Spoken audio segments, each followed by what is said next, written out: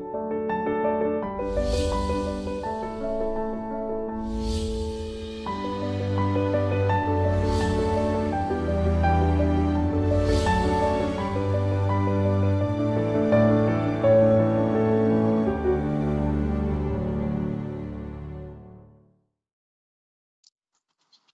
haven't. Am I live? I'm live. Being told off that I've got my music on. And I haven't, people. I haven't. I'm being a good girl. Hello, everybody. Welcome. Thank you for joining me. I'm Jane Morton. I'm your psychic counsellor tonight, amongst other things. And if anyone's used to watching me, sorry, I haven't been on for a while. I've been having a little rest. I have. That's what I've been doing. But anyway, should we have some hellos? Let's see who's on from YouTube and Facebook. Oh, right. What are you sorting out, Richard? Where am I? Well, I'm at home. That's where I am, Mr. Producer. I'm at home. No, I'm joking. Yeah, I'm joking, Mr. P. I'm joking. So, if anyone is new to me, new to my show, you can see my at Aroma Rose Heart at the bottom of the page. So that's my Facebook page. Please do go over and have a look, see what I do. I do holistic and spiritual work. So I have all sorts of things on there. So please do have a look. Anyone watching YouTube, you can see that as well, I believe, as well. So please do go and have a look. And anyone that's used to watching me, it's me, plain Jane. That's who I am. But Mr. Producer said, say who I am, where I am. But I said, I'm at home. That's where I am. Hello, Divine Sparkle. Love you, Jane and Richard. Love you back. So, yeah, it's been over a month, I think, hasn't it, Mr. P? I haven't been here. Yeah, people probably forgot me. They probably moved on to somebody else. Hello, Amanda. Hello, Amanda Me. Hello, Terry. Hello, Raven Mystique Eddie. Hello, Alison Barton. Hello, Millie B.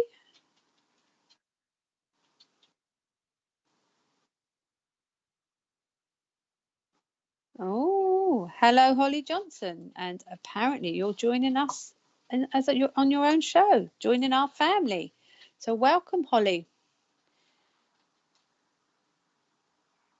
Yeah, Mr. P's going in my, yeah. So that's on Tuesday, did you say? 1 o'clock. Is that every week or every fortnight? Hello, Lauren. Magazine show. Oh, exciting. Hello, Misha Hayward. Evening, Samantha Timpson. I love my grandchildren too. Hello, Joe Stainsby. Hello, Heidi Spicer. Thanks, Stavros found it.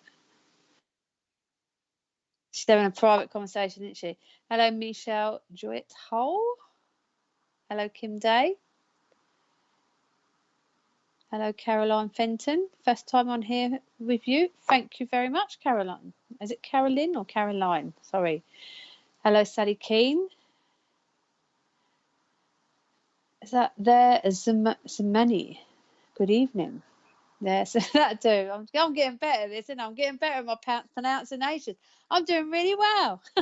Hello, Sharon Briggs Hennessy. Hi, Maria Pia. There's a mouthful. Imagine saying that after a drink. Hello, lovely Kaylee.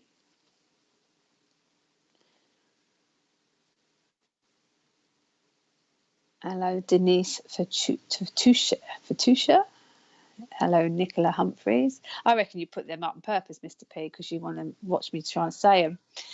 Hello, Charlotte Clement. You do. You just go, she won't get that out. Hi, Alicia John Ben. Hello, Rhonda Robinson. Done that one, Mr. P. Oh, she's saying hi to everyone else. Hello, Resha Ramza. You put that on purpose. Ramza Resha. Just hello, Resha. Hi, Amber Patrick.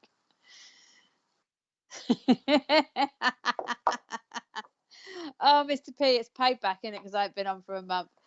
Hi, Sonia Keenau. Hi, Christina Norberto. He's actually laughing his head off here, people. Hello, Hasver.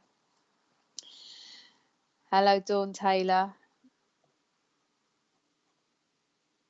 Hello, Diane Tira. Is that her first time watching as well? Thank you very much. Hi, Cheryl Bedenik. I'm going to start laughing now. Hello. I'm not laughing at your names, people. Hello, Kelly McKeaton. I'm laughing at Mr. P because he knows I can't pronounce words. Hello, Kelly Punham. Yeah. Hello, Loverty Green. Lovey. Hello, Stephen. I've caught up with myself. Thank God for that, because any more of them long words and I was going to start. Right then, what should we talk about? All right. I did ask you. Is that okay, Mr. P? I did ask you before we went live. Was I in the right position? Oh, right. Like, so if I'm there, you want me to, is that better? Oh, do you want me to sit forwards? Just got backache. How's that?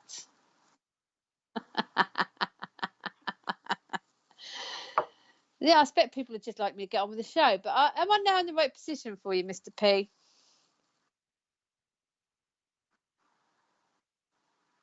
Okay. Hello, Jackie.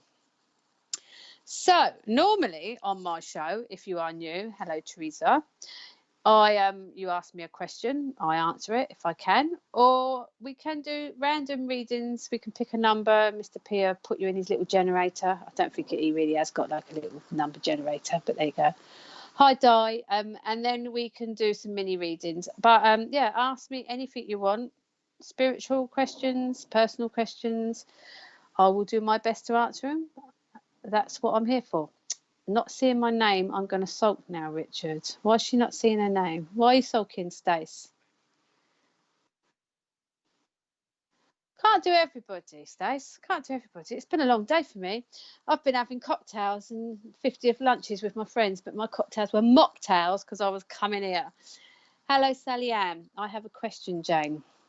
My sister has personality disorder and recently sent me an extremely abusive vile letter. I can't reply. She won't read my mail. Any thoughts on how I can mend it? You can't, Sally, if I'm going to be to the point there. You can't mend it because it's her. If she sent it, it's her, how she's feeling. There's nothing for you to mend, if that makes sense. You've not done, I mean, I don't know what the content of the letter is. I'm good, but I'm not that good, I have to say. But you've said she's got a personality disorder, so she's obviously not herself. She's obviously wrote that letter when she's not been feeling herself. And there's nothing that you can do about how somebody else is feeling. You've got to remember that it's how they're feeling. And sometimes when they're unpleasant towards us, that's because that's a reflection of their own behaviour. So when someone shows you any sort of form of abuse or vileness or just, unpleasantness or even insecurity, that's where it usually comes from, because it's how they're feeling and they're reflecting that back on you because they feel insecure or they just got low self-esteem. So without knowing what the content was, even if she was attacking you in that and blaming you for something, that's still something that's coming from her. That's not something that's coming from you. So you, unfortunately, this sort of situation, you've got to sort of ride it out and just continue being, if you've always been supportive to her, continue doing so. If it's something you're used to, that said, I do feel that a disorder has been, it's either become more apparent more lately, or there's a change to how her behaviour's been. I feel that she's always had some kind of personality disorder there, but something's happened more recently.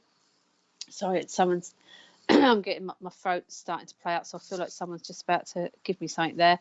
I feel also that it's just a way of lashing out, because normally you would be more open and honest. I've just got solar plexus chakra for you.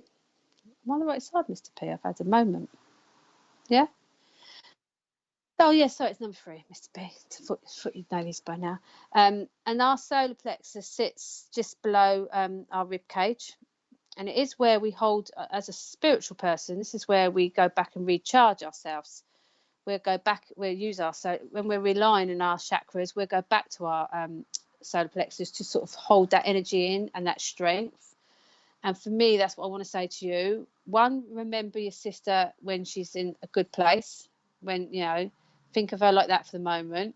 Try and stay strong, because you've got to remember, this is not you. This is down to her. This is her that's got to deal with this. This isn't you. You're just unfortunately on the receiving end. But the solar plexus is about your strength, and it's about bringing back some sort of normality for you as well. So try not to let it get to you. Yeah, it's been going on for 25 years. I feel there's been a change though, Sally Ann. I do feel there's been a change. I don't know if someone's changed their medication or there's something happened around your sister, but I feel the disorder has escalated. I'm not medical, and I'm not a psychiatrist. I might be a psychic counsellor, and I've got a diploma for that, but I'm not. But I'm getting a sense that something has changed. There's something added to that disorder. There's either a change in how she's reacting to things, or someone's done something with her medication. So bear that in mind, because so many different things can upset somebody that's suffering with their mental well-being as well. But the only thing, if you could put your thoughts down on paper. You could write 2 letters. You could write one back to her just saying you support her and you're always there for her, and just ignore the vileness, pretend you've not read it when you're writing back.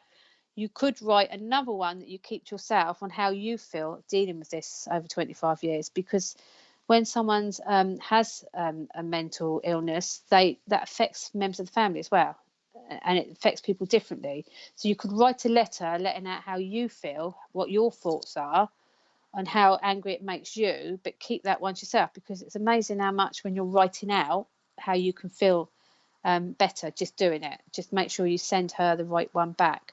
But for now, I want to say take that inner strength from your solar plexus. And I feel as well there's an issue going on with her stomach. I'm picking up something wrong with her stomach area as well. So again, it could be that she's had some news and she's just not reacted very well, and that was her first line of attack.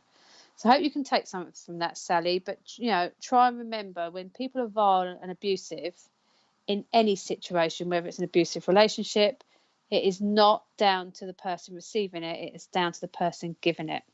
And I know that from experience, and I've been on the receiving end of that more recently myself. And you have to bear in mind that's down to the person, not you. Okay, so I hope that makes sense to you. Who else have we got, Mr. P? I'm going to have to keep drinking because I've got a bit of a hoarse throat today. Hello, Donna Zimmerman. And you're new to us as well. Well, thank you for joining us. And thank you, Jessica Richardson, for joining us new as well. Are they new to SPTV or are they new to me? You don't know. New to me. Hello, Emma. He knows nothing. He just runs the show. We just turn up. Hello, Kerry. First time as well. Oh, I love my newbies. Let me know where you're from then, you first time people. And look, as I said, that up comes Karen Fraser watching from New Zealand. Let me know where you're all tuning in from. I'm tuning in from boring old Portsmouth today. Actually, it's been quite nice today. Hello, Sue. Hello, Love Heart. Love them sweets. Any advice on health anxiety, Jane? Health anxiety. Is that 2 different things, Terry? Health anxiety. There's an interesting thing. That, to me, Terry, is when I'm assuming there's a health issue that's causing anxiety. And my advice to there is, someone's just said in my ear, no news is good news. I don't know if that's something that somebody would say to you. I feel that's a grandparent's just said that to me. No news is good news. We mustn't harp on or worry about things that are out of our control and we can't do much about. And certainly we can't worry about things when we've not had the information through yet, or we know what we're dealing with. So it's 2 different things really. Because all of us, if we become unwell or there's we've got a health symptom ailment, we all worry. We either worry about going to the doctors and bothering them, especially in this day and age, you'd be lucky to see one, or we worry about where that's going to take us. So that anxiety is natural, normal anxiety. But if it's something that you're building up and you're not coping well, and you actually haven't even got the health issue, 100% been confirmed, then you've got to try and separate it and take the practicalities out of it, and sort of say to yourself, well, I can't worry about what I don't know about at the moment. And I always say this when I do my readings. Anyone that has readings with me, whether it be the tarot or my psychic counselling, I'm very much about the here and now. I don't harp on too much about the future. I know we all like to look in our crystal balls. I do have one, but it's not always good to know our future. We should be living our day-to-day lives and just knowing what's going on in the more immediate future, not worried about down the line. So, we need to take that back into context. Health anxiety is having a constant worry about your health, even when things are okay. Example, having a headache and worrying you're going to have a stroke. Okay, I was wondering if it was more constantly feeling unwell. To me, health anxiety, Terry, is then where you're saying it's where you're worried about something. I mean, I've got an absolutely killer of a headache tonight, but Richard apparently has got one worse than me. But I think that's because I'm giving it to him. We can all worry about things like that, but we can't always think it's the worst case scenario. And also stress does that. If we become unwell or we have any niggly stuff, that's usually down to stress anyway, which is a form of anxiety. So you're going round and round in circles. So it's not natural to keep overthinking it, because you're just going to keep going round and round circles. So to me, if that's what you do or someone is doing around you, then you've got to go back to the real reason why that happens. Either something happened when you were young, an illness that made you quite unwell at the time, or you witnessed someone being unwell when you were young, and it's given you a fear of being, that's going to sound weird, but a fear of being well. You're fearing being well. You're not fearing being ill. You're actually fearing being well, because you're seeing obstacles that aren't there. I've picked you Destiny, Terry. Nice card. I know you're on your spiritual path now, but a lovely card. She's holding her heart chakra. I've said this before when I've picked it out. It's about trusting yourself and going deep in with yourself. Our destiny is mapped out, whether we want to believe it or not, or even people tuning in now, that whether they're not sure if they're spiritual or not, we truly have had our path mapped out. What will happen to us was planned long before we came here. So we cannot keep worrying about things and worrying about what might happen, or what this headache is, or what that bruise is, or I'm bleeding more than I should be when I cut my finger, it must be something else. We can't think like that. We have to get on and live our lives, the lives that we were meant to be here. Making ourselves worry about things is taking away the day-to-day stuff that we're missing. I've got a lovely little book that I got back out in lockdown that says the things we miss, the things we see when we slow down. And when we went into, I think I posted it back on the SPT fan page back in the beginning of lockdown, and I got it out and read it, and it basically shows how busy we all are, that we miss such basic, lovely, natural things. And that's a little bit what you're doing with the house scenario. I do believe in destiny. Well, good for you, Terry, but don't keep planning your health around it, though. Just go with it. But we have to accept, yes, because we're going to become unwell. None of us are going to stay always healthy, but we have to trust in ourselves, and we have to stop overthinking situations, and we have to live for the day. I'm a great believer that we have to get by each 24 hours. And I say that in my readings. I tell that to my kids, and that's how I live my life now. Just deal with the 24 hours in front of you. Don't put obstacles that may not even be obstacles in your future, because that's putting a massive anxiety pressure on you. And your destiny, holding that heart chakra, is not because you're going to have a heart attack. It's because you've got to start trusting yourself from within, and trusting that there's more to your life than worrying about things like that. Okay, Terry? I did see a comment before that, but Richard moved it quick, didn't you, Mr. P? Well, I try and pay more attention to what's on the screen, but I'm getting on a bit now. My eyesight's not so good, so I've got to grab it quick. I'm past 50, just about to celebrate my 55th birthday. I am, yeah. In next month I will be 55. There you go. How old's this bird? Oh, I look good, don't I? I look good for 55. Yeah, see? I don't worry about that, Terry. I hide the grey wow and the wrinkles. That's what my Tropic skincare does that to my face, and my natural ability for my holistic therapies. Hello, Carla from the USA. Hang on, Mr. P's just laughing in my ear about my skin complexion. No, I'm going to try and pronounce it. Hi, Suzanne from Manchester. Oh, we were talking about Manchester today. Hello, Sharon, newbie on your channel from Northamptonshire.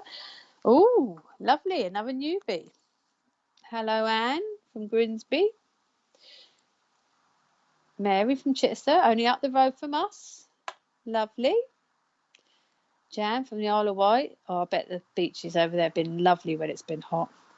Hello, Linda James, first time from the Forest of Dean. Thank you. Oh, we got so many newbies, Mr. P. Brittany from Indiana, USA. Life is a struggle.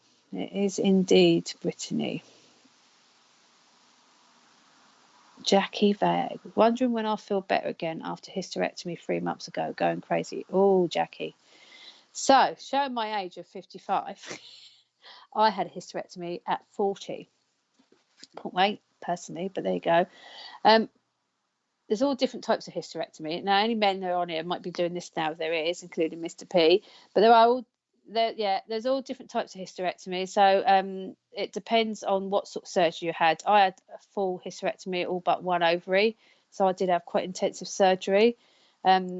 Anyone that's watched me talk about it before, I actually had an out of near-death experience after my operation. So it was a great little movement towards my psychic side, that's for sure.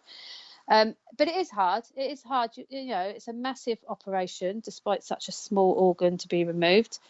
And it is hard getting back to some normality. I used to walk to work, and I used to time myself when I was fit enough to return back to work. And I think I had 3 months out, and then I had return phase back to work at the time. But I knew when I was walking slower, and I was taking double the time to walk to work after that operation. So it's not something to take lightly. I mean, I wasn't driving then, so I just walked anyway. But I had to start leaving early just to get to work on time because it was so exhausting. And then I was only doing like phase return, so I was exhausted there. So please don't beat yourself up over it. And what I will say, everybody's different. Everybody heals different.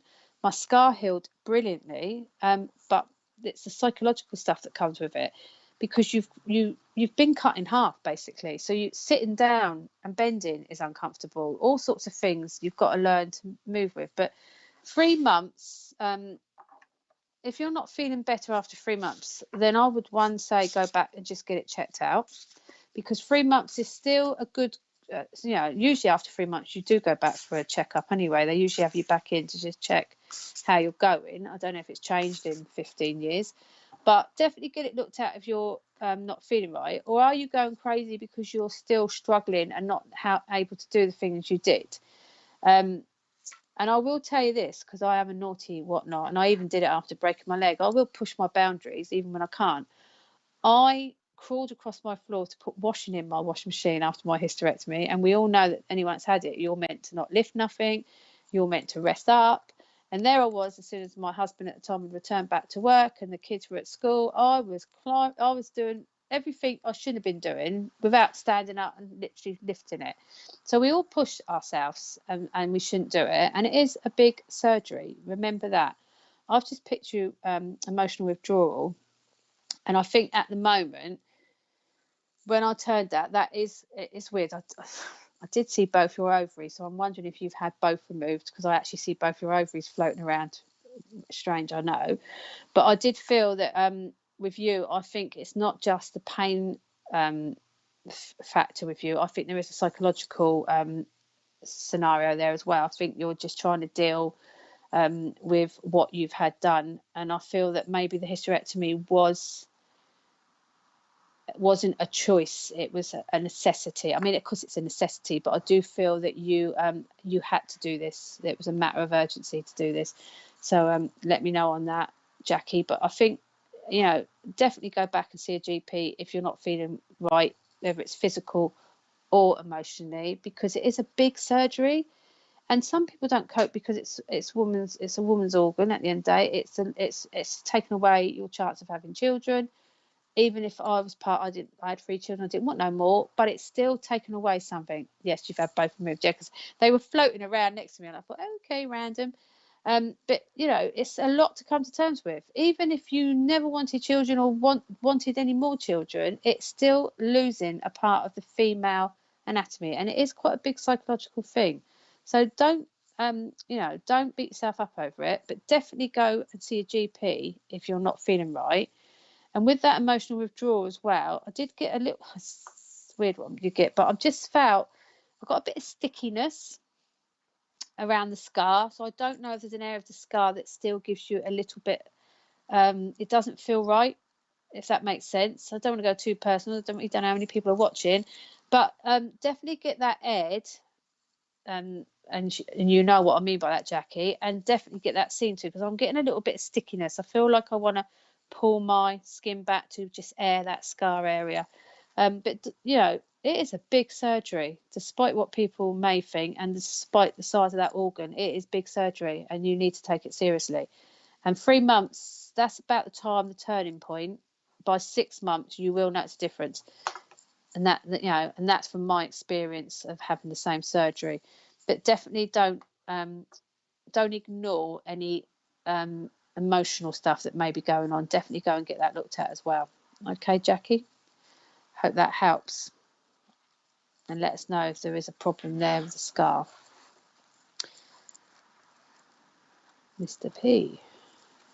Evening, Michelle. Hello, Lynn. Hello, Chrissy Hunter. First time from, I can never say that, Chrissy. Can I go? Ohio. Ohio. I've done it. I can never say it when the boys are on. My boys. Hello, Kim from Tucson, Arizona. Hello, Sammy. Newbie. What? Why are you laughing, Mr. P? From what? Future. No, see, now you've thrown me off. From Fuerte Ventura, which is in Spain, and I can normally say that, but he's laughing in my ear. God, you're lucky I'm here, yeah? I don't know. Hello, Kathy from Oxford, another newbie. Thank you for joining us. Hello, Sammy Willett. Hello, Sammy. Hello, Lorraine. Hello, Amy, Rebecca from London. Caroline Fenton from New Zealand. I think, yeah, we've seen Caroline, haven't we? We have seen Caroline, haven't we? So, Brittany, please help me. Why is my life a downward spiral, financial and my relationship? I lost my GMA and since it is crazy. Do you have any message from your help, please? Is that a grandma?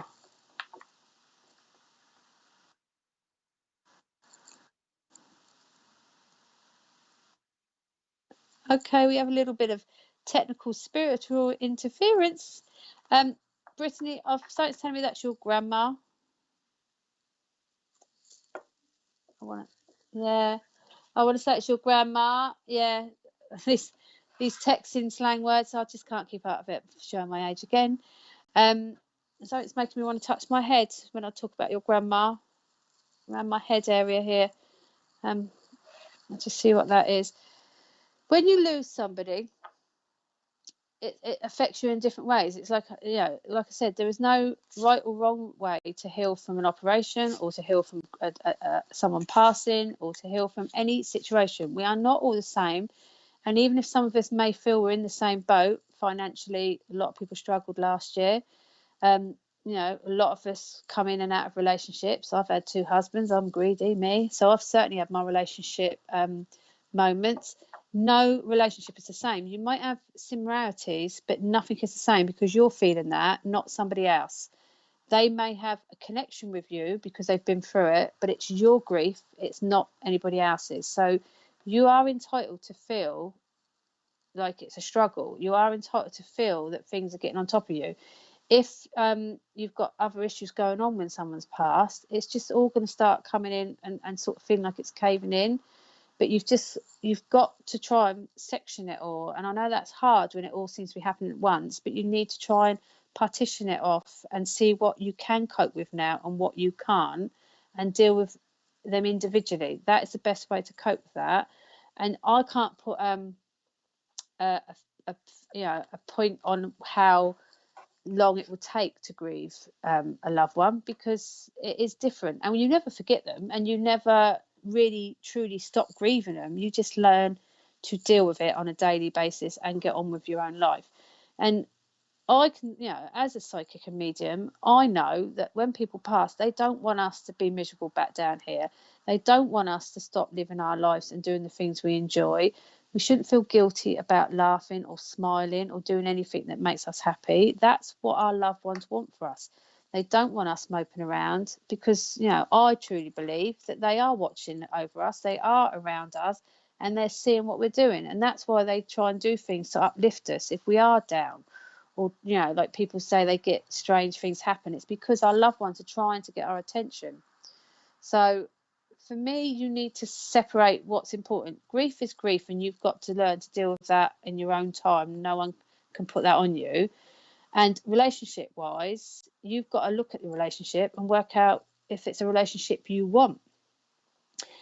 And financial is hard, I know, especially if as work scenarios, and it's hard, but there are ways of trying to sort out your finances, and there are people out there that can help you. So none of this is undoable. The only thing I can't take back for you is the grief, but the rest of it is doable. You've just got to have the strength within you to do it.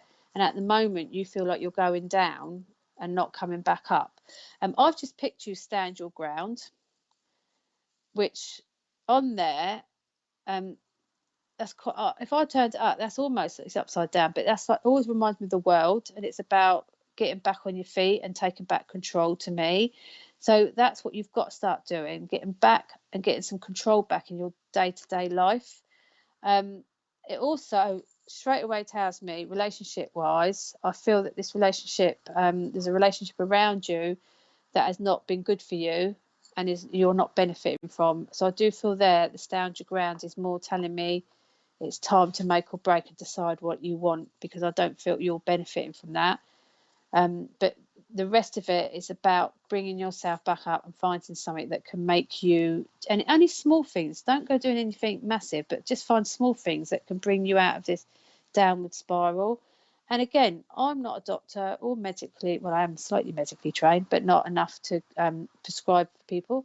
But I would say as well, if you are feeling like that and you're not managing to get back up on your own, sort of doing it yourself, then go and see a doctor and just get some help to get you back on your feet. It's not a bad thing to ask for help from the doctors when you can't see any other way of doing it. It's a stepping stone. It's a stop-off gap. It hasn't got to be a long-term way of doing things. But I feel that for you, everything came at once. Usually you can deal with things, but this has all come at once, and now you don't know.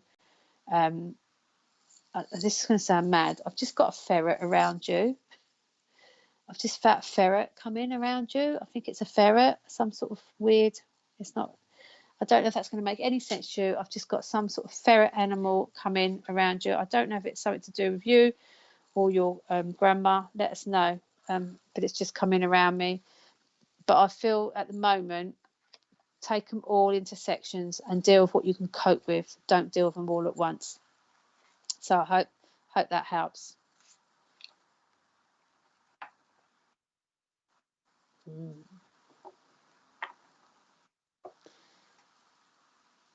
Good evening, Diane. Hi, Pamela. Hello, Sammy. I think we've done Sammy. I'll do it twice. I've got someone. I can't get this. Someone's in my throat. Someone's in me. I've got a frog. It's that ferret's in my throat. Hi, Kerry. I'm gonna have to clear this.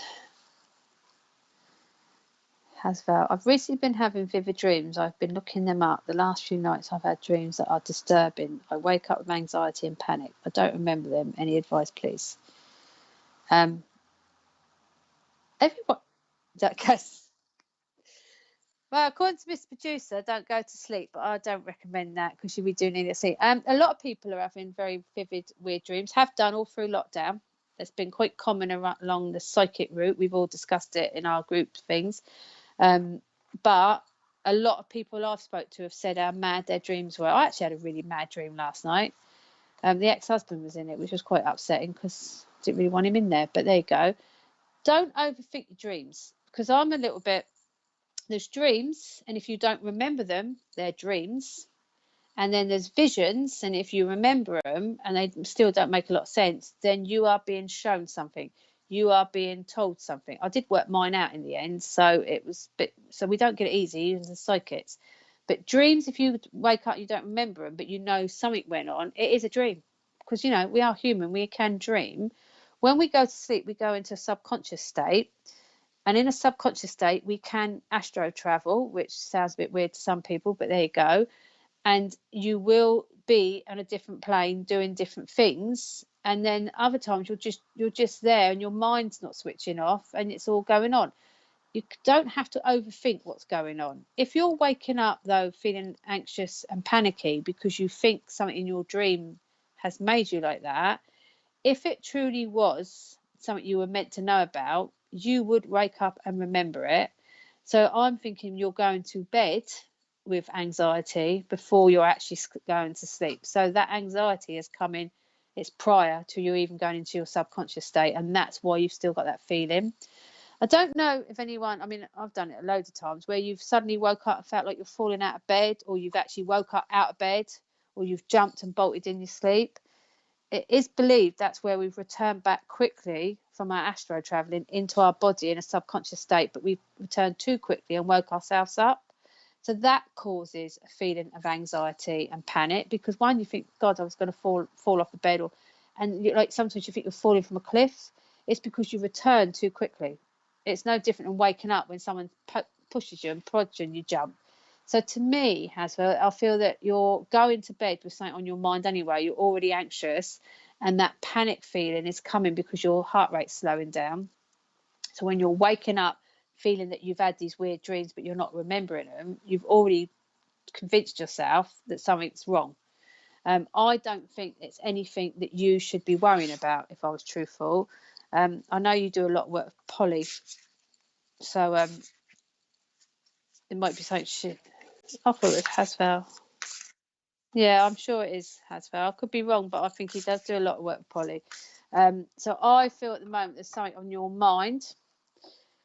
Actually, I feel there's a lot of things on your mind at the moment, and it's because you're not switching off when you go to sleep. I'll just picture two cards. You've got balance, which pretty much says what I've just said about our sleep state, and victory and success, because they both fell out together. So sorry, Mr. P. Go for balance first, number 11. Because with that, it is almost, you've got the angelic thing, you're up in that dream state with the clouds. It's bad. I mean, he's holding all the tools of the tarot there, which we call all the tools to the table. To me, you are going to sleep with too much on your mind. You are not clearing out your mind. There's too much going on. You're thinking about all sorts. You're going into your dream state. You're not relaxed. You're waking up because it's still on your mind. That is what I'm picking up from that. Don't overthink what's going on, because you say they're vivid, but then you say you don't remember them. So I'm not sure how vivid they are. Oh, you don't work with Polly, laugh out. Oh, well, I could be wrong then. I've got Polly's name for some reason. Don't know why. So, yeah, anyway, maybe you will be working with Polly. But, yeah, I think at the moment you've got to try and do some... I'd suggest some breathing exercises, actually. Do some breathing exercises before you go to bed. You only have to do them for a few minutes, or just do something to take you down into a calmer state. But vivid dreams is usually an overactive mind that hasn't rested before bed. And another great thing, don't drink caffeine before you go to bed. Yeah, I know it's meant to be a spiritual show, but sometimes we overthink. You know, it's like I said to people before, a feather may fall down in front of you, but it is just a feather. When it falls down in front of you in an unusual place, or you've got a sensation it's somebody, then yes, it's somebody. But we have to also be practical. We are still doing human things. We are human people with human stuff going on. not everything is spiritually connected. I'm quite down to earth about that. I don't preach and say to people you've all got to be spiritual. So our dreams can still just be that, our mind's not switching off. We don't have to read too much into it. We're not seeing massive, visions, or like Moses did and Noah's Ark. It's not like that. We are just having overactive minds. So please don't read too much into it. And I hope that helps. And yeah, breathing exercises, no caffeine, and try and just calm your mind down before. And another great one, stay off our technology, because that's what haggles our brains before we go to bed. Evening, Amy. Thank you for joining us. But yeah, I hope that helps. But I'm not a dream specialist. We haven't got a dream person no more, have we? Oh, is she? Oh, that'd be good then. So Leanne, who used to be with us before, Leanne Hewitt, she's looking at coming back for a monthly show, so that'd be worth doing. But even dream books, people buy dream books, and they're not they're generics. It's like tarot has a generic meaning. It's the person that reads it that sees more into the card. The card itself is generic. So try not to overthink it. That's what I'd say. Hi, Kim. Lovely. Thank you for joining us. Lisa Dawn, first time on your live. Thank you, Lisa. You put that again, don't you? Because you want me to say that name. Right, Carla. Yeah. Jane, my son comes in my dreams all the time. He passed away 20 months ago on the 6th of December. 6th on December the 6th. Is that right? That's 6 on December the 2019. He was my only son and my baby boy. My daughter is not talking to me because someone took some things from my house. She won't believe me. So heartbroken. Hang on, I've just got to... Yeah, no, I know that. Yeah, sort of got... So her son comes in her dreams. It was her only boy. But her daughter's not talking to her because someone took something from the house and she doesn't believe. But there's something wasn't your daughter's. So that's why I struggle and look down. I've also just got a massive crack above the back of my head. My heart is so broken. My son passed away 20 months ago, and my anxiety and PTSD is so bad. My daughter is not talking to me because someone took something out of my house. She won't believe me. I don't get what someone's taken out of your house and why your daughter doesn't believe you, because it's not relevant to your daughter. It's relevant to you. That's what I'm picking up. I've also got a mass. I feel like I've banged my head. I feel like I fell backwards and banged my head, or actually I'm getting like a crash helmet. I'm picking up a crash helmet. I don't know if that makes any sense, Carla. Can you let me know? I feel like massive whack to the back of my head there. I don't know what that is. It's very sad for you to lose one child and for another not to talk to you, and that's going to massively affect your anxiety, and your PTSD will obviously have come from losing your son. As a mother myself, and any mum, any parent out there, it's our worst nightmare to lose a child. So I can totally, heart goes out to you to what you're going through. But there's something with your daughter I'm not quite picking up. I'm getting for some reason I'm drawing the figure 8 with your daughter. I don't know what that means. I'm feeling like I want to draw the figure 8. I feel like I'm going round and round and round and round. Nothing's going anywhere. I don't see the relevance to the thing that's been taken from your house. I don't see why it's affecting your daughter, because I feel like it's relevant to you and your son. Is she blaming you for getting rid of it, which is more where I feel like I want to go? But actually, if it's gone missing, it's gone missing. I don't understand why she thinks you've got rid of it. Was there some animosity there before he passed? So I can't on that one, Carla. You have to give me just a little bit more on the daughter if you're still on, because I feel there's a strange. But I'm drawing the figure 8 around her. I don't know what that is. Usually that's cutting ties, cutting people away. Let me know if you're still on, Carla. I'm going to move on to somebody else.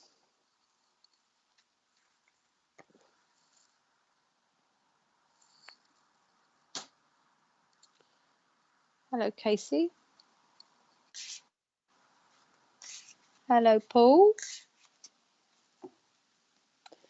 Hi, Tracy.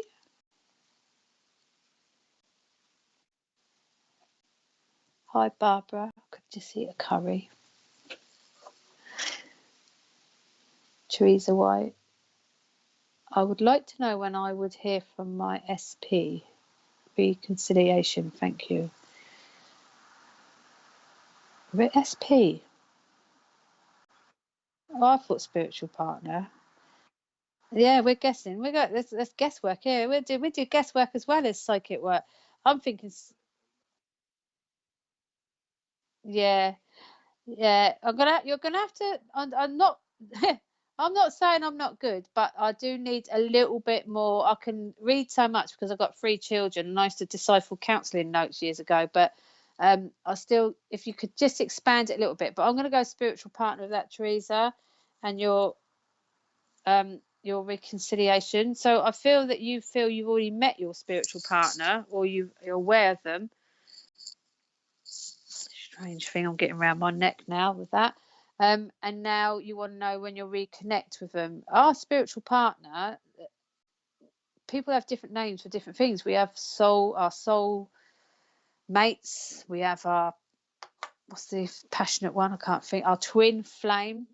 We have so many different names for different things. Spiritual partner, to me, I've got lots of spiritual partners, as in I've got lots of people I can spiritually connect with. They're not my partner as in a relationship, a romantic relationship. They are people that I feel quite comfortable with and can relate to what I believe and what I do, because all of us work differently and have different beliefs.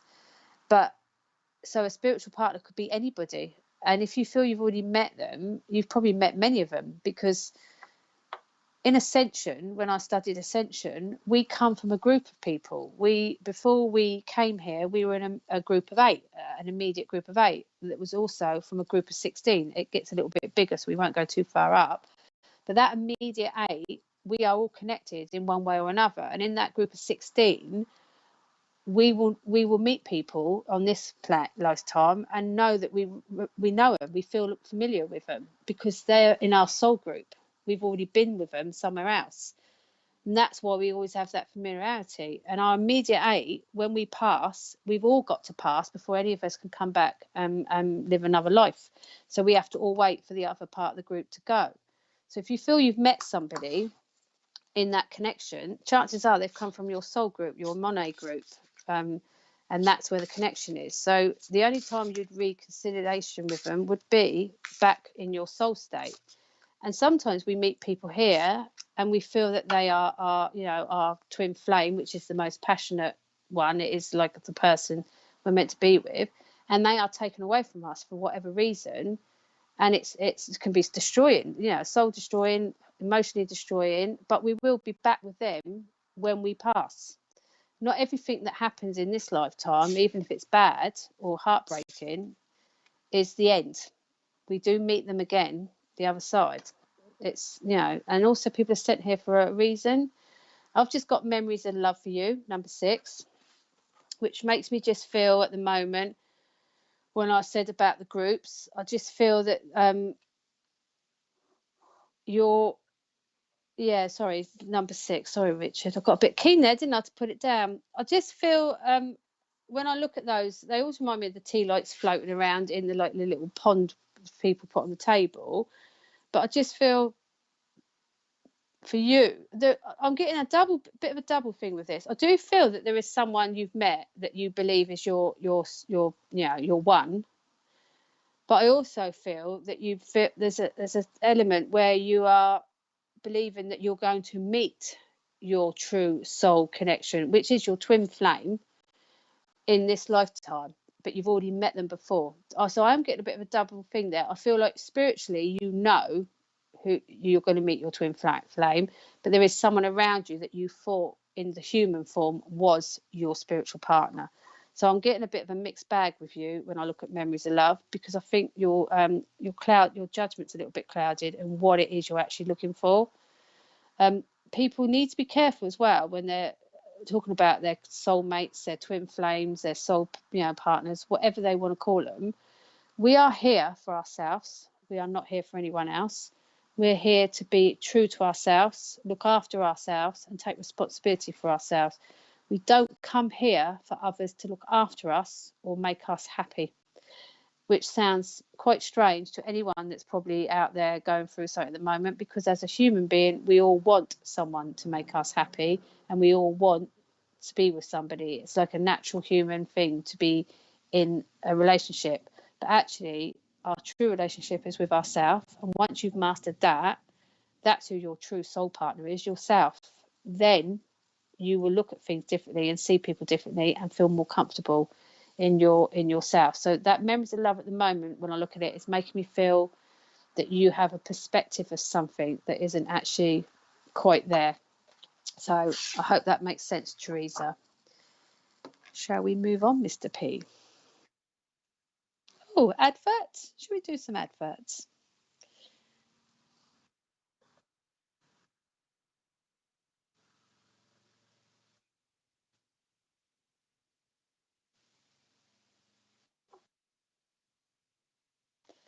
So at 10 o'clock, we've got Rachel, the lovely Rachel, doing palmistry and tarot readings. That's UK time.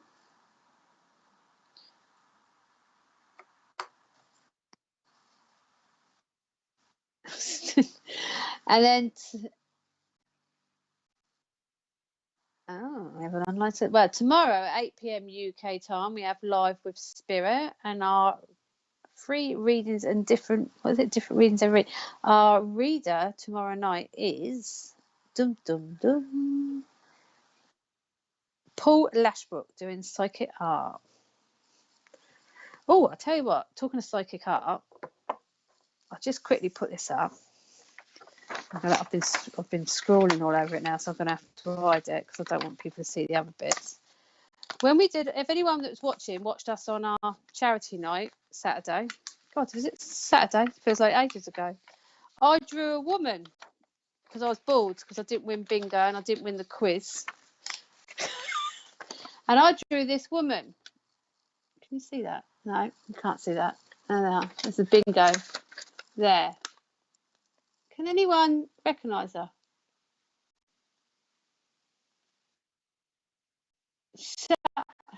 Heidi, if you're still watching, I'll punch him for you. It's weird because she's been with me ever since the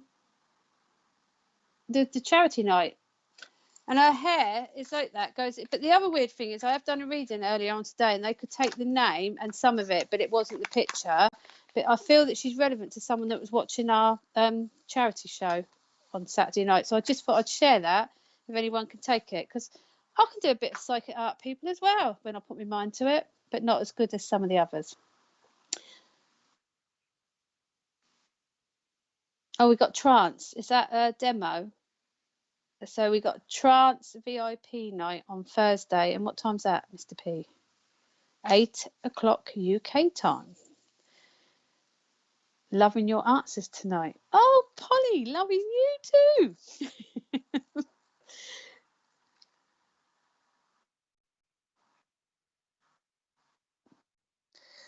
Well, it's weird because I felt it was relevant on the charity show, and I got someone, but I can't. I felt like they were talking. They wanted to talk to someone in their early 40s. It was weird. They weren't in their early 40s. I felt like they wanted to talk to someone in their early 40s, and they just kept saying they were sorry, and I don't know what they're sorry for. But I got that Saturday. I painted the skirting boards with a psychic brush. Oh, do you know what? I could do with one of them. I always say, like in Cinderella, in the little fairy witches, I'd love, or Sabrina, I'd really truly love one of those wands. One of those ones that I can just go like that and get all the house done, because it's winding me up. I haven't got enough time to do anything. We've done that one, haven't we? Oh, okay, she is still here. Okay, Joan, I'm trying to deal with my son passed away now. I'm hurting more because my daughter won't believe me because my granddaughter took a crystal from my house and won't tell the truth. It is breaking my heart. because my daughter's husband won't let them come to my house because my granddaughter won't tell the truth.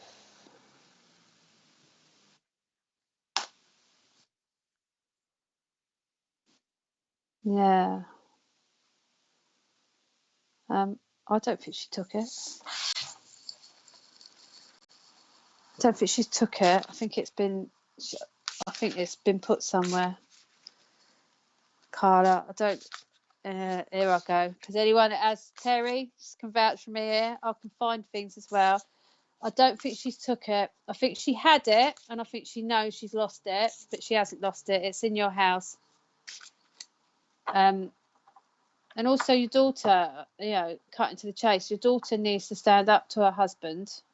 You're still her mother, and need to remember what's going on. I've just picked you truth, number 20. That crystal is in the house, Carla. It truly is in the house. I've got to try and visualize where I'm seeing it. I think she's had it and misplaced it, so it's like she's took it and lost it.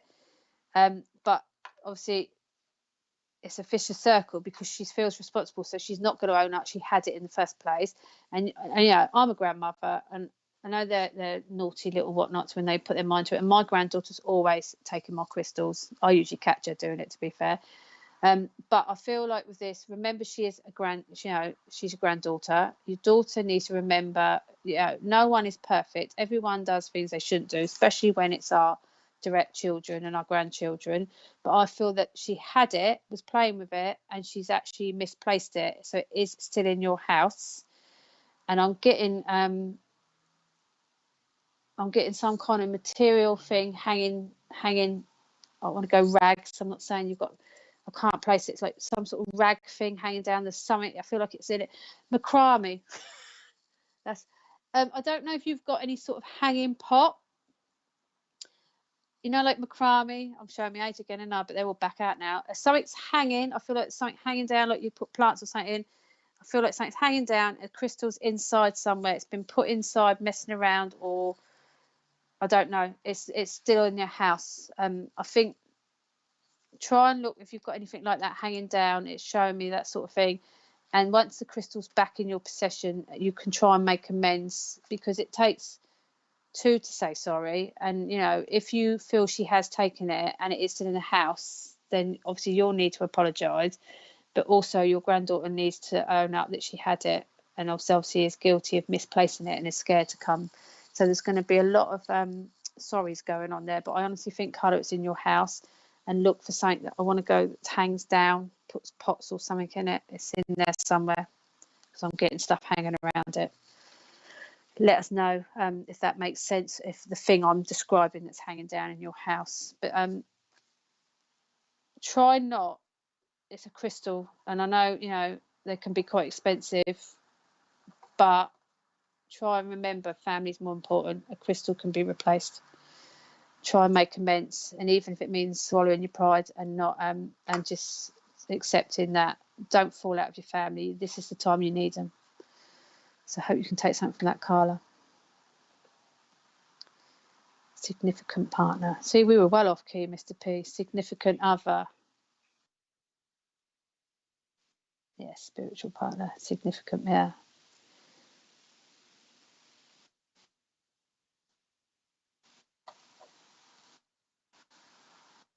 I thought you started the dating site on SPTV, and that's what the SP. Let me know when you do. I'm like, no, actually, I don't think I need another husband. How do you unwind and switch off after supporting other people? Oh, Heidi. Me personally, or you want a tip, Heidi? Go and watch Polly in Trance again. That'll keep you unwound, because we had a brilliant night that night, didn't we?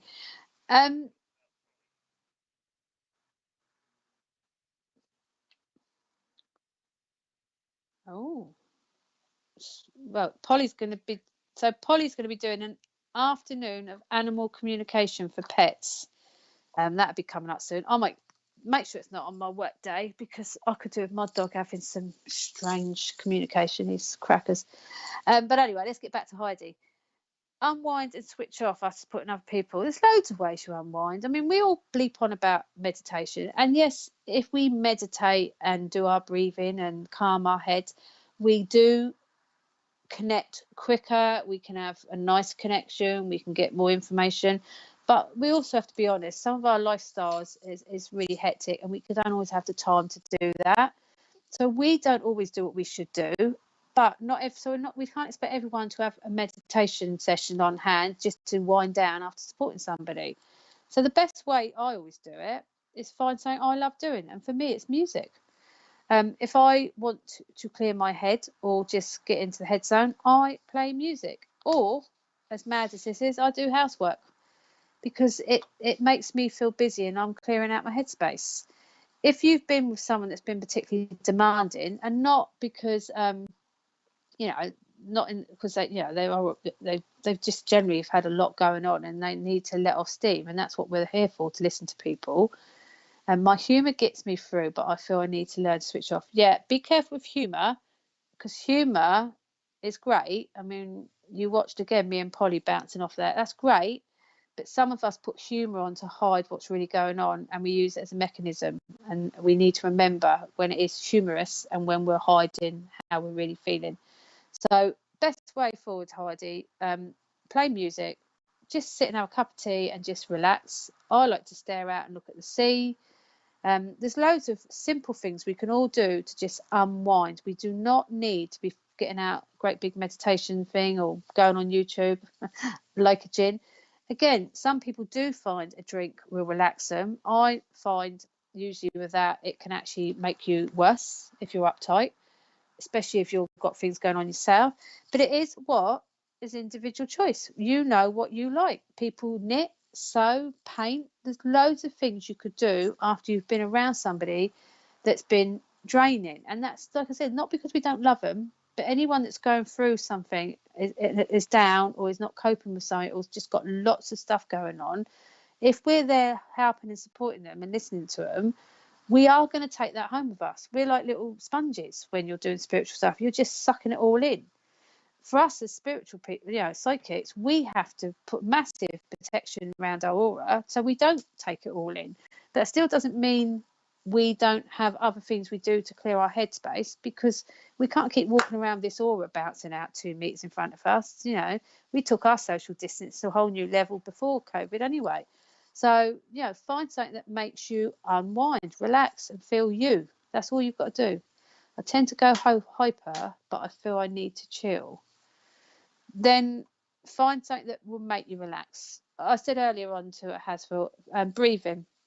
Simple breathing techniques can really calm a person down. When someone has some sort of panic attack, they get them to breathe into a brown bag because it slows down the breathing. But you can actually do breathing exercises with your fingers around your nose and forehead, where you breathe out in one nostril, out the other. You've only got to do it for a few minutes, and it literally just calms you down. It can stop you panicking. It can stop you hyperventilating. It can stop you doing all sorts, but it literally can clear your headspace and make you realise a situation isn't worth getting that uptight about. So find what it is you love, Heidi. But like I said, mine is music or housework. And I often do housework before I have someone come. If I've got a client, the first client of the day, I tend to clear up anyway, mainly so I don't want them thinking I live in a pigsty. But it's my way of de-cleansing before I start doing readings for the day. So everyone's got a different way of doing it. I hope that helps. Do you want a little card? Shall we give Heidi a card? Do it, Heidi. Walk the dog. He looks like he could do a walk. Material harvest, number 9. Come in, number 9. Off, back to bingo. On its own, number 9. Again, material harvest, it's about what... Have you got it on screen, Mr. P? That card can mean a multitude of things, but as soon as I look at that with you, that is just finding what it is that floats your boat. If it's eating, because it's got plenty of food and drink on the table. You mentioned gin, but if it's eating, if it's sitting back and having a nice bar of chocolate, have the bar of chocolate. If it's sitting there with your feet up with the gin and the chocolate, do it. If it takes you time to just recoup and blow away the stresses, what we mustn't do, we really mustn't do, and I was guilty of it for years, certainly can't do it now, because if I did it now with everyone I read for, especially when I do group events, I would be like, I wouldn't be sleeping, my dreams would be out the window. We have to find time to just have some chill space, to just, calm down.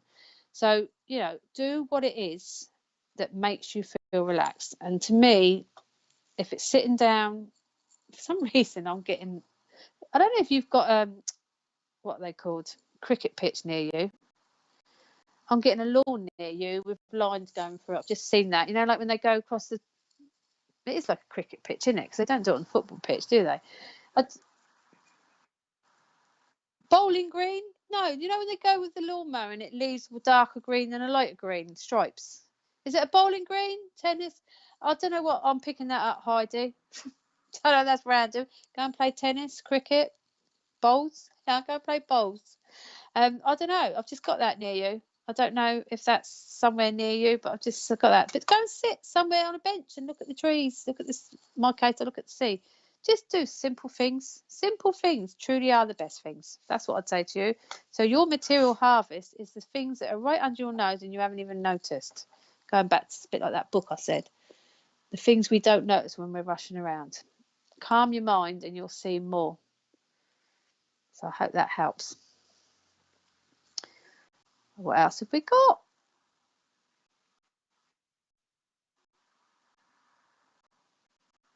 Okie dokie doodly doodly. That's what I'm getting in my ear, people. Okie dokie doodly doodly doodly. Hello, Cassie.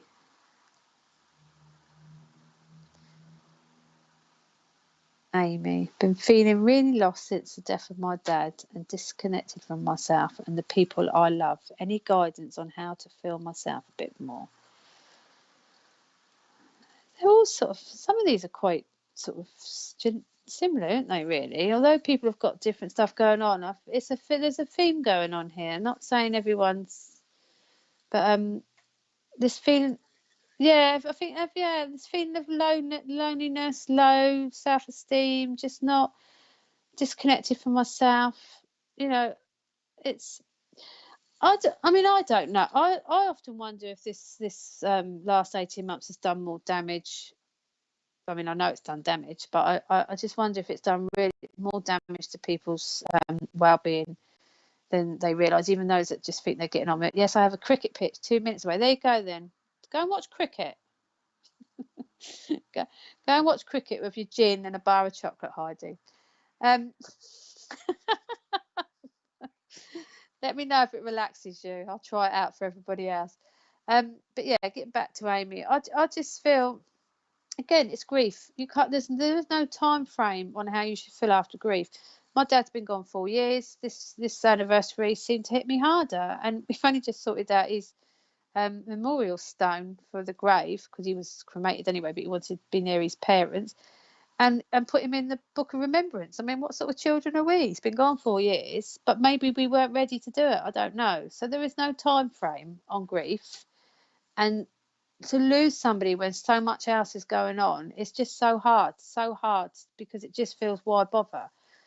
So it is hard, and being disconnected from people, you can't, no one can tell you how you should and shouldn't act when you lose somebody or when anything happens to you, because it's happening to you. It could be happening to other people around you, siblings and loved ones, but it's how you feel. It's your personal grief. It's your personal feeling. So that there is no right or wrong. You've just got to ride it through.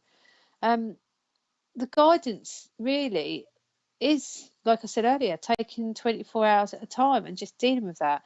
Finding something positive to smile at is what I try to do. Finding reasons why my dad would be proud for me to carry on or do things, or just do things and smile when I think of him. It's that sort of thing. We've got to not keep feeling guilty that we're still here, or of course we're missing them, but they want us to be happy. They want us to continue. They don't want us wallowing and feeling like that. And you can be disconnected from people. You can be in a room full of people and be disconnected from them. So it is hard. It is really hard to try and feel yourself. When something sudden happens to us, a trauma happens to us, it can affect us in so many different ways. We don't know how we're going to feel. And I mean, I'm quite a sociable person, always have been. I like to be around people, but I do like my own space a lot as well. But when I had my accident last year, my physical trauma, that knocked me back, and it's affected my feeling. I feel disconnected sometimes. I don't cope as well in a social circle no more. I feel I want to get away. So we all have reasons we do that, but I always think it's a way of our body healing. It's a way of our body telling us what we need. It's when we know it reaches an all-time low and we've gone to a point where we need help. That's when we should be looking at it. But there's no reason to not feel that way. I've just got for you movement, choices and decisions. Number 2, Mr. P. Number 2. Come in, number 2. Number 2s. There, sorry, I just got big on the head. And number 2, it's a number 2 in the red. It's the yeah. When I look at that, though, to me I see loads of doors. If you've got it up, he's so slow, isn't he? Up, yes, no, do I need it? So when I look at that, Amy, I feel like there's so many different doors, so many different choices for you, but you'd quite happily shut all those doors and turn the other way. But all those colours as well, they're the chakras. They're our chakras for our body. And I think at the moment you're just so out of sorts and so out of alignment that everything's not connecting. So like the blue's your throat chakra, the green's your heart chakra, the red is your base chakra, which is your lower, obviously your lower spine. The yellow is the solar plexus. I talked about that earlier. It's just below the rib cage. And then you've got the orange, which sits between the belly button and your base, which is where we hold a lot of our emotions and a lot of our upset. And it's also where we have a lot of our sexual tendencies as well, people, just in case you're wondering. And if any one of those are out at any time, it can knock the others out. It is a little bit like a domino effect. It can want to be out, but the other ones might not be working as well, or they're trying to compensate. So when we say about alignment, we want to get back in so everything's working in order. And I just feel for you, you've got heartache in the green. You can't speak about it. I feel that you struggle to talk about certain things. Exactly how I'm feeling. Is that related to what I've said just now? Sorry. I feel like you struggle to talk to people, which is what's keeping that disconnection. You're struggling to be open and talk about things, so it's making you feel less connected to people. The base chakra is about our grounding, and at the moment that death, that passing has literally knocked you off your feet, so you can't get back on your feet and get your balance back because you're grieving, which you're entitled to do. Then you've got all your emotions tied up between the solar chakra and your sacral chakra. You're between anger and upset. You can't make your mind up. Everything is literally in that card. It's almost oozing out of those doors at the top because you keep shutting the doors and not letting it sort of come in. So for me, I feel at the moment you again. It's true. I refuse to talk about it and it's hard to talk about someone passing. It's really hard. It's hard to talk about. I mean, in lots of ways, it's hard to talk about when happy memories. It's hard because that's all part of the grief process. But if you are struggling, and this is how you are feeling, and you feel you're going the wrong way, you're going to have to try and find somebody or something to try and get you out of it. Because I do feel at the moment I'm wobbling a bit on the chair, which tells me you're totally out of alignment. You're just all over the place. So everything's been knocked out of sync. So I just feel there are some decisions to be made there, because I do feel you need to go and get some support from somewhere. And I'm not necessarily saying it's counselling or even the GP route. Like I mentioned earlier, with you, it could just be going to do something that can get, some kind of mindfulness. some kind of bereavement class, something that can just get you to open up. Because if you're not going to talk to your family and friends, go and talk to a stranger in where other people are suffering that same thing. Because I want to say to you, you need to start getting this out of your throat. Earlier on, I don't know if you were on then, Amy, I was saying my throat was quite hoarse, which it does get hoarse if I'm doing this sort of work, because sometimes people want to come in and have a little chat. Even though I say I'm not a medium, they still try and do it. But my throat has been very hoarse, and it was getting hoarser. And to me, that's because I'm picking up you. You're not talking enough. You need to get that out. It's raw, but it's dangerous not to talk about it. And you'll be surprised how you'll feel afterwards. But there will be tears flood when that happens. Hope that helps, Amy. Hope that helps. But please don't bottle it all up, okay? And take each day as it comes. Okay. And that is me finished. Can't believe it. Here I am, finished already. So, thank you. Yes. So tonight, don't forget, at 10 o'clock, we've got the lovely Rachel on with palm and tarot readings. She'll be on at 10 o'clock UK time. I am very grateful for you all joining me, especially the newbies. Sorry I haven't been on my last couple of shows. I am now going to be monthly, aren't I, Mr. P? From the 17th. So I will be back in a fortnight. And then I will be doing it monthly from then on. Thank you very much. This brings me comfort. I'll try my best. You know, do that, Amy, and keep tuning in to SPTV. Some great hosts and great shows on it. Just to, you know, if nothing else, just listen to other people. You'll be surprised how many people feel the same way as you. So I hope you do that, Amy. But yeah, I will be back in a fortnight, and then it'll be monthly from then on.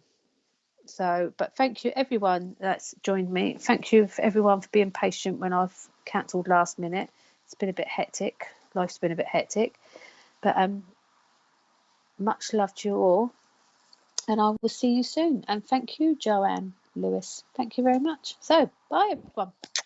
Take care. Look after yourselves.